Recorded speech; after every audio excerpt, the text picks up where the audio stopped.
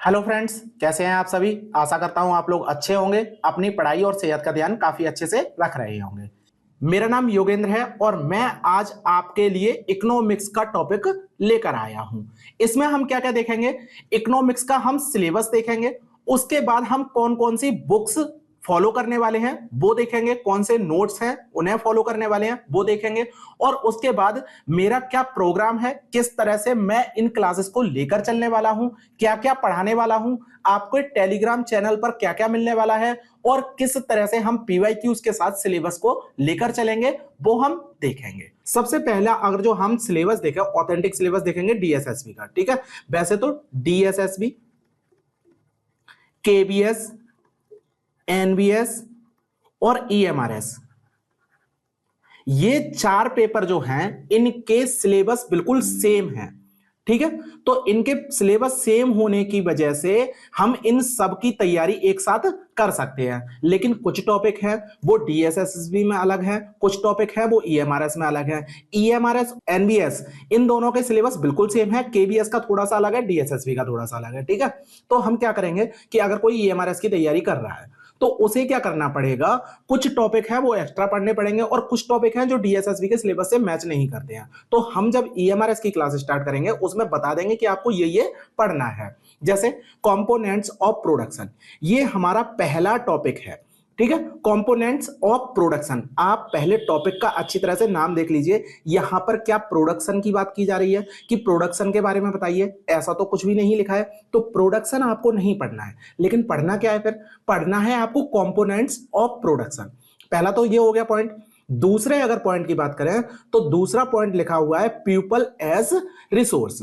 तो इसमें हमें क्या पढ़ना है, इकोनॉमिक्स एक्टिविटी पढ़नी है, नॉन इकोनॉमिक्स एक्टिविटीज पढ़नी है, पॉपुलेशन पढ़नी है, हेल्थ, एजुकेशन, एम्प्लॉयमेंट, अनएम्प्लॉयमेंट, ये सारा दूसरे टॉपिक में पढ़ना है। तीसरे टॉपिक की बात करें तो ये क्या है, पॉवर्टी एज अ चैलेंज। इसमें पॉवर्टी लाइन पढ़नी है, कौन सी है, उसके बाद पॉवर्टी एंड इनइक्वालिटी पढ़नी है, पॉलिसीज फॉर पॉवर्टी रिडक्शन पढ़ना है और पॉवर्टी एस्टिमेट्स पढ़ने हैं। ठीक है, तीसरा पॉइंट ये हो गया आपका। चौथे पॉइंट की बात करें तो चौथा पॉइंट है food security in India. India में फूड सिक्योरिटी के बारे में पढ़ना है आपको, जिसमें आपको food security, green revolution, buffer stock, issue price, support price क्या होते हैं, कोऑपरेटिव सोसाइटीज क्या होती हैं और ये फूड सिक्योरिटी में किस तरह से काम कर रही हैं, ये हमें पढ़ना है। कोऑपरेटिव सोसाइटीज का फूड सिक्योरिटी में रोल पढ़ना है, उससे ज्यादा हमें नहीं पढ़ना है। तो इतने ये चार टॉपिक हो गए। अब इन चार टॉपिक का सोर्स हम देखते हैं। देखिए, पहला ही मैंने बोला कंपोनेंट्स ऑफ प्रोडक्शन, ये आपको मिलेगा पहले चैप्टर में, 9th क्लास की एनसीईआरटी। 9th की अगर एनसीईआरटी की बात करें तो 9th की एनसीईआरटी का ये इंडेक्स है और इसमें पहला चैप्टर अगर बात करें the story of village Palampur, तो इसमें पालमपुर की कहानी है। ये एक क्या है, इस तरह का एक गांव माना गया है जो एग्जिस्ट नहीं करता है, लेकिन इस कहानी से हमें भारत के गांव के बारे में बताया गया है और भारत के गांव में क्या क्या चीजें हैं, किस तरह से काम करता है। तो उसमें अगर कोई हम काम करना शुरू कर रहे हैं तो उस चीज में हमारे प्रोडक्शन में कोई प्रोडक्शन हमें बनाना है, उस प्रोडक्शन के कंपोनेंट्स क्या क्या होंगे उनके बारे में बात करेंगे। जैसे हमें क्या क्या चाहिए, भूमि चाहिए, ठीक है, उसके बाद हमें क्या चाहिए, श्रम चाहिए, उसके बाद हमें पूंजी चाहिए। ये 3 कंपोनेंट्स होते हैं, तो इनके बारे में हम देखेंगे। अब उसके बाद जो दूसरा चैप्टर है पीपल एज रिसोर्स, अब इससे पहला टॉपिक है वो तो कवर हो गया इससे।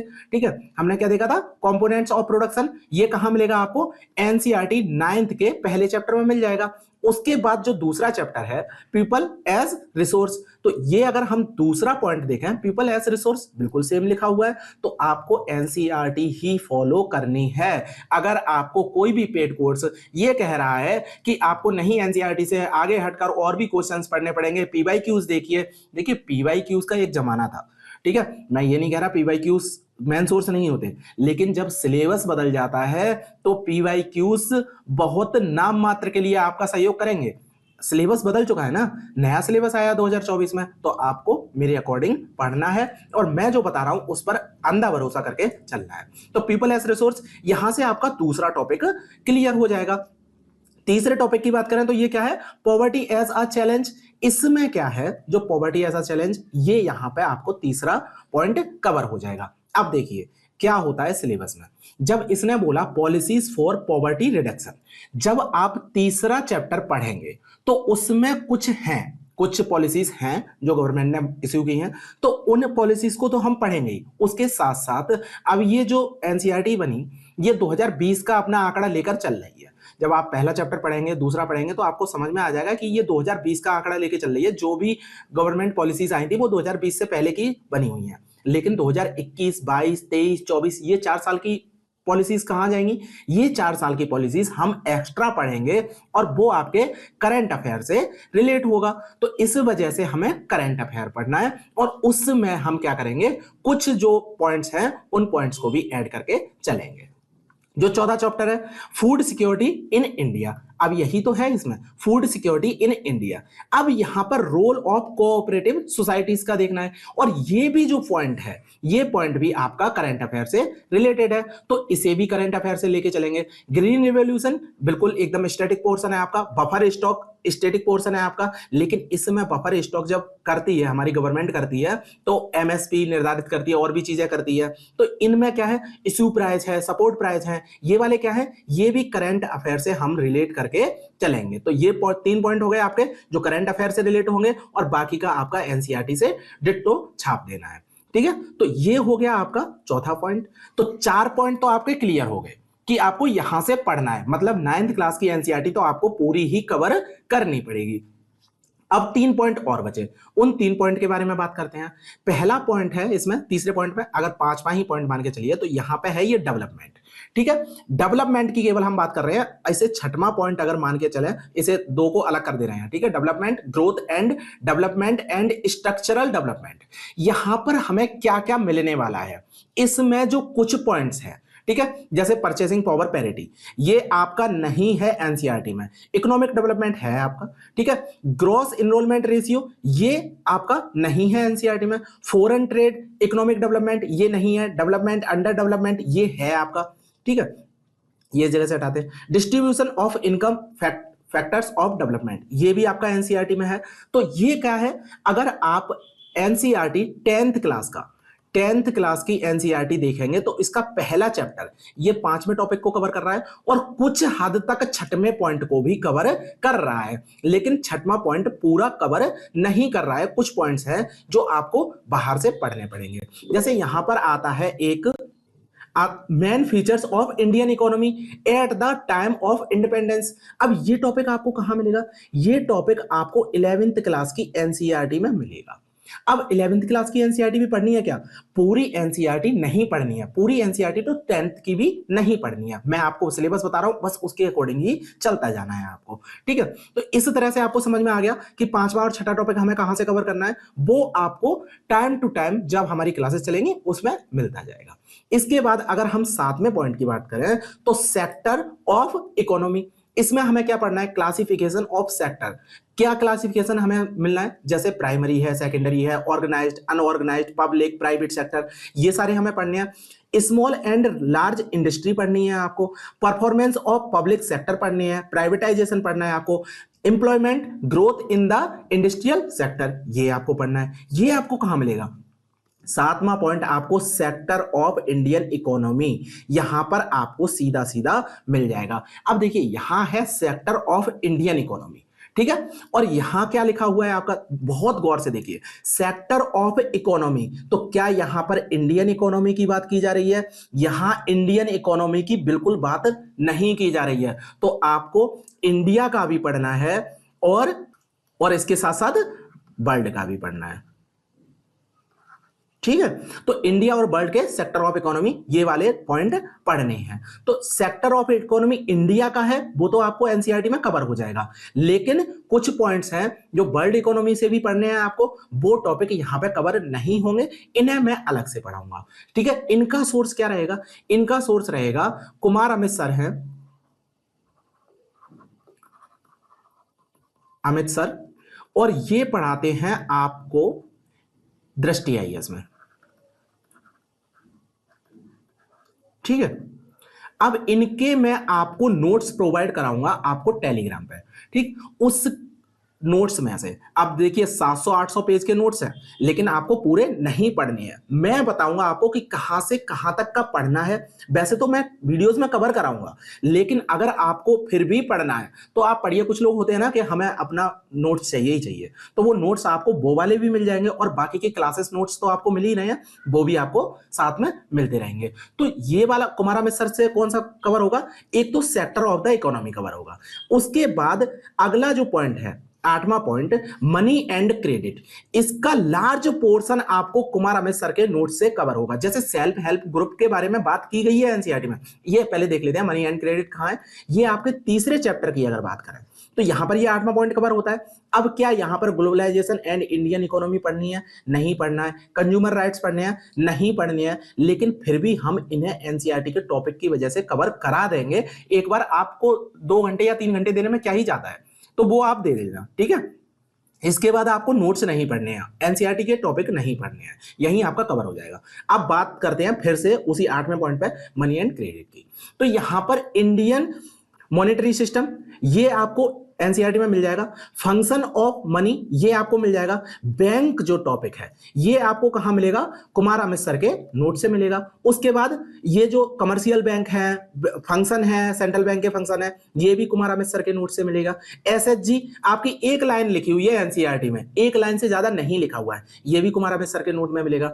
डेब्ट ट्रैप ये आपका एक केवल मैप है और उस मैप पे हर एक एग्जाम में क्वेश्चन बनना है। केबीएस में क्वेश्चन बना, ईएमआरएस में क्वेश्चन बना, तो डेब्ट ट्रैप आपको अच्छी तरीके से पढ़ना है। केवल एक मैप है वो मैं पढ़ा दूंगा, उसके बाद कुमार अमित सर के नोट से ही आपको क्लियर कराऊंगा।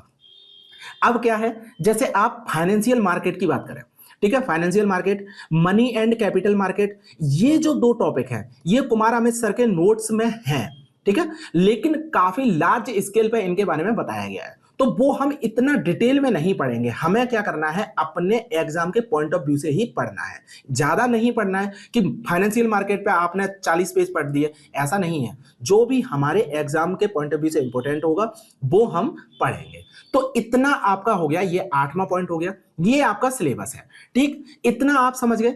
यहां पे हमें क्या क्या पढ़ने को मिला? यहां पे हमें पढ़ने को मिला, अगर हम बात करें तो 9th क्लास की एनसीईआरटी, एनसीईआरटी की बात करें, एनसीईआरटी इसमें 9th की आपको पढ़नी है और 10th क्लास की एनसीईआरटी पढ़नी है, ठीक है। इसके बाद आपको नोट्स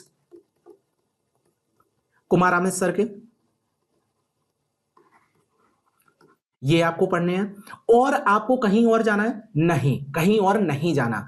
इग्नू पे मत जाना, ठीक है। इग्नू में क्या है मैंने आपको बताया, जैसे कि आप अगर डेवलपमेंट की बात करें, ठीक है, डेवलपमेंट की बात करें, डेवलपमेंट इग्नू में दिया हुआ है, ठीक है। अगर आप 18वां कोई इंडेक्स है वो आपको मैं एनसीईआरटी प्रोवाइड करा दूंगा, वो मैं इग्नू का जो नोट्स है वो भी प्रोवाइड करा दूंगा, वो भी देख के आप तसल्ली कर लेना। लेकिन जब आप वो देखेंगे तो उसमें 40 पेज दिए हुए हैं, 40 पेज में डेवलपमेंट है और डेवलपमेंट के बारे में ही है बस। इंट्रोडक्शन ऑफ डेवलपमेंट, डेवलपमेंट की थ्योरीज, थ्योरीज कहीं पर भी नहीं लिखा हुआ है। क्या डेवलपमेंटल थ्योरीज लिखा हुआ है आपके नोट्स में? नहीं लिखा हुआ है। क्या आपके सिलेबस का पार्ट है थ्योरीज? नहीं है। इस वजह से हम थ्योरीज नहीं पढ़ेंगे। बहुत से यूट्यूबर्स हैं, बहुत से पेड कोर्स हैं जो आपको थ्योरीज पढ़ा रहे हैं, आपको नहीं पढ़ना है भाई। आप मेरे पे भरोसा करिए, आप अपने एग्जाम पे भरोसा करिए। अगर आपको लग रहा है ना कि ऐसा नहीं है, इतने क्वेश्चंस नहीं बनने हैं, मैं ईएमआरएस के आपको क्वेश्चंस दिखाऊंगा, जब भी पहली क्लास होगी उसमें ईएमआरएस के क्वेश्चंस दिखाऊंगा। तो आप देखना कि जो उन्होंने सिलेबस प्रोवाइड कराया था क्या उससे अलग उन्होंने क्वेश्चंस पूछे हैं? उन्होंने एक सिंगल क्वेश्चन अलग नहीं पूछा है अपने सिलेबस से। तो सिलेबस का मतलब ही यही होता है कि भाई सिलेबस के अकॉर्डिंग पढ़ो, कहीं और भागने की जरूरत नहीं है, कुछ और करने की जरूरत नहीं है। इतना सब है जो आपका भ्रम है जो लोग पैदा कर रहे हैं। क्यों पैदा कर रहे हैं भाई? वो क्या करेंगे, जैसे उन्होंने प्रोडक्शन शुरू किया, ठीक है, प्रोडक्शन के बारे में पूरा सब कुछ बता रहे हैं। 12th क्लास की एनसीईआरटी में प्रोडक्शन दिया हुआ है। 12th क्लास की एनसीईआरटी का चैप्टर 3 आप पढ़ेंगे तो चैप्टर 3 में आपको प्रोडक्शन मिलेगा, प्रोडक्शन की थ्योरीज मिलेंगी। प्रोडक्शन तो है ही नहीं, लेकिन अगर वो थ्योरीज आप पढ़ने बैठे तो इतना कठिन है कि आपको वो दिखाई नहीं देगा। अगर आप हिंदी में पढ़ेंगे तो हिंदी तो आपको समझ में ही नहीं आएगी कि एनसीईआरटी में क्या लैंग्वेज लिखी हुई है। 11th-12th की आपने किया होगा, नोटिस किया होगा, क्योंकि बहुत टाइम हो गया आप तो सिलेबस आए, आपने पढ़ने की कोशिश की होगी, वो आप कवर नहीं कर सकते। लेकिन लोग क्या कर रहे हैं, आपको वही पढ़ा रहे हैं।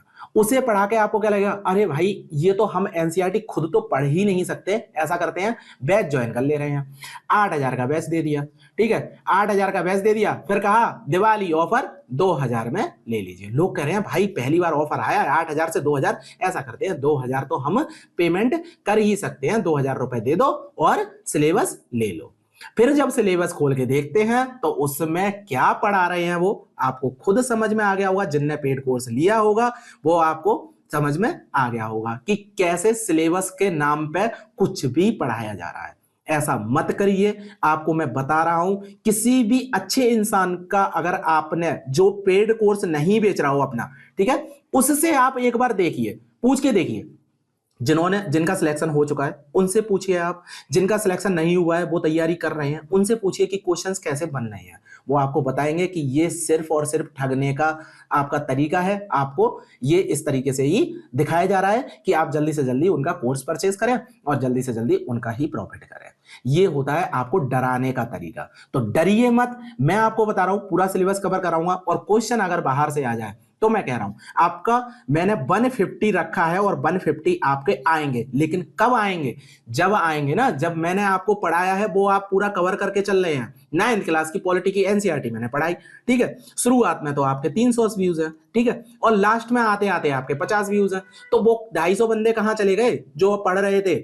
अब फिर कहेंगे अरे मैंने तो उनका पढ़ाया, क्लास ली और नहीं समझ में आ रहा। ये मत करो, सारी क्लासेस देखो और कंटिन्यूटी के साथ देखो। ऐसा नहीं है कंटिन्यूटी तोड़ दी आपने तो आपको समझ में नहीं आएगा। अब बात करते हैं फिर से। देखिए ये मैं फालतू में इन चक्करों में पड़ जाता हूं। टेलीग्राम पे एक बात हो गई थी, इस वजह से मैंने ये भी बताया आपको। एक ग्रुप था जिसमें इस तरह की बातें चल रही थी परचेज करने की। तो अब देखिए, अब कुमार अमित सर के नोट्स पढ़ने हैं आपको। इसके बाद मेरे नोट्स हैं, सेल्फ नोट्स ये आपको पढ़ने हैं, ठीक है। सेल्फ नोट्स कैसे पढ़ने हैं, मैं आपको क्या करूंगा, मैं वीडियोस प्रोवाइड करा रहा हूं, ठीक है, और उन वीडियोस की जो पीपीटी बनती है उस पीपीटी की पीडीएफ फॉर्म में मैं आपको देता हूं। पीडीएफ फॉर्म कब मिलती है आपको? तब मिलती है जब एक चैप्टर कवर हो जाता है। जैसे 9th क्लास की एनसीईआरटी का पहला चैप्टर हमारा कवर हो गया तो आपका क्या है, एक टॉपिक आपका कवर हो जाएगा। अब जैसे मैं आपको दिखा दे रहा हूं, जैसे ये है पहले एनसीईआरटी का टॉपिक। अब ये क्या है, ये पूरा बना हुआ है, ठीक है, आप देखिए ये पूरा बना हुआ है। इसमें क्या है, मैं आपको पढ़ाऊंगा। अब आपको हिंदी और इंग्लिश में प्रॉब्लम नहीं आ रही होगी, देखिए हिंदी और इंग्लिश दोनों लिखा हुआ है, ठीक है। तो जब भी आपको पढ़ना होगा तो उसमें आप डायरेक्ट इन्हें नोट्स को ही खोलेंगे और इतना ही आप पढ़ेंगे, इसके अलावा आप कुछ नहीं पढ़ेंगे। तो 4 चीजें आपको पढ़नी है, एनसीईआरटी पढ़नी है, कुमार अमित सर के नोट्स पढ़ने हैं जो मैं आपको प्रोवाइड कराऊंगा और वो टॉपिक बताऊंगा कि क्या क्या पढ़ना है। उसके बाद सेल्फ नोट्स पढ़ने हैं और वीडियोस देखनी है। इतने हैं 4 चीजें जो आपको करनी है। तो इतना समझ में आ गया कि आपको सिलेबस किस तरह से कवर करना है। अब इसके साथ सर आप कहेंगे पीवाईक्यूज, तो पीवाईक्यूज पढ़ाने हैं क्या? पीवाईक्यूज पढ़ाने हैं, क्योंकि अगर हमारा सिलेबस के अकॉर्डिंग 1-2 क्वेश्चन बाहर से आता है, 80 से 90%, 80 to 90% आपका सिलेबस क्वेश्चन मैच करेगा, बिल्कुल डिट्टो मैच करेगा। उसके बाद जो 10 to 20% जो बचता है ये आपको कहां से मिलेगा? ये आपको मिलेगा पीवाईक्यूज से, ठीक है। तो पीवाईक्यूज आपको लगाना जरूरी है, लेकिन सिर्फ पीवाईक्यूज लगाने का मतलब ये नहीं है एक क्वेश्चन दिया, उस क्वेश्चन के 4 ऑप्शन है, आपको पता चल गया इसका बी ऑप्शन है, बस बात खत्म। नहीं, इन चारों ऑप्शंस के बारे में भी आपको डिटेल में पता होना चाहिए। तो उसके लिए भी पीवाईक्यूज की एक सीरीज में स्टार्ट करने वाला हूं, उसे भी आपको कवर करना है और साथ में लेकर चलना है। तो आज के लेक्चर में इतना ही रखते हैं। लेक्चर अगर आपको लेना है तो कंटिन्यूटी बना लीजिए। आपको इकोनॉमिक्स की भी टॉपिक आपको क्लियर करने को मिलेंगे और पॉलिटी आपका चल ही रहा है, आपका ज्योग्राफी चल रहा है, कुछ दिन बाद आपको हिस्ट्री भी देखने को मिलेगी।